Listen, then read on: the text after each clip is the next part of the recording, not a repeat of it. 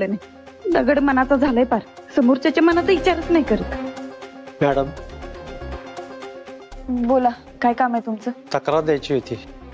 या बस. सांगा, कुणाची तक्रार करायची? बायकोची. का बरं? अहो अजिबात पटत नाही आमचं, रोज काही ना काहीतरी भांडण होतंय आमच्यात. आव पण नवरा बायकोत भांडणं होत असतात ना. होय, ती भांडत नाही, जीव द्यायच्या धमक्यात येते ती मला. आता आपण तरी काय करणार, शेवटी बाई माणूसच ती. भांडत तर त्यांच्या रक्तातच असते. वय, आम्हाला दुसरी काय कामच नाहीत ना. आमच्या रक्तातच आहे भांडण करायचं. आणि काय हो, तुम्ही नाही का भांडत कधी? बाहेरचा सगळा राग जाऊन बायकोर काढता घरात. कधी तिला विचारले, बाई काय झालं तुला, का चिडचिड करतेस? कधी प्रेमानं बोललाय का तिच्याशी? अगं मंजू, अगं ते एकच वाक्य बोललेत, एवढं कशाला मनाला लावून घेतेस? आणि काहीतरी टोकाची भांडणं झाली असतील की त्यांची. झाले असतील भारती मावशी, पण प्रत्येक वेळी असं बायकांना गृहीत धरलेलं मला नाही आवडत.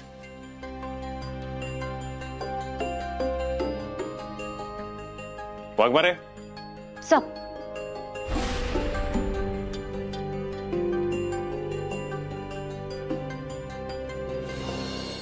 2 मिनिट इकडे या. Priya, yes sir. तुम्ही तक्रार लिहून घ्या. Yes sir. मला सांगा तुम्ही. तक्रार द्यायची होती मॅडम. वाघमारे, तुमचं आणि सत्यामध्ये काही बिनसलंय का? काही भांडण वगैरे झालंय का? नाही सर, ठीक आहे सगळं. ठीक आहे, सांगायचं नसेल तर काय हरकत नाहीये, पण त्या माणसावरती एवढं का रागवत होतात? एवढा राग आपल्या कामासाठी योग्य नाहीये.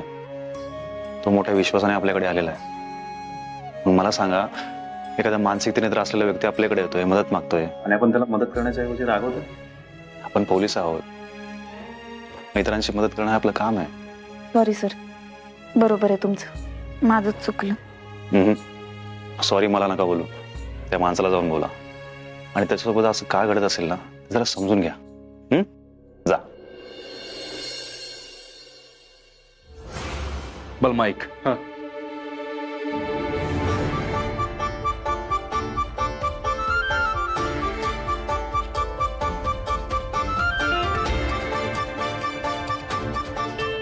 अरे पण भावा, हे शक्य नाही. माहित आहे मला, तरी बी आपण असंच करायचं. फक्त तू सांग, करशील काय? अरे आपल्या भावाच्या लवसिकचा विषय जाग्यावर दिलेली.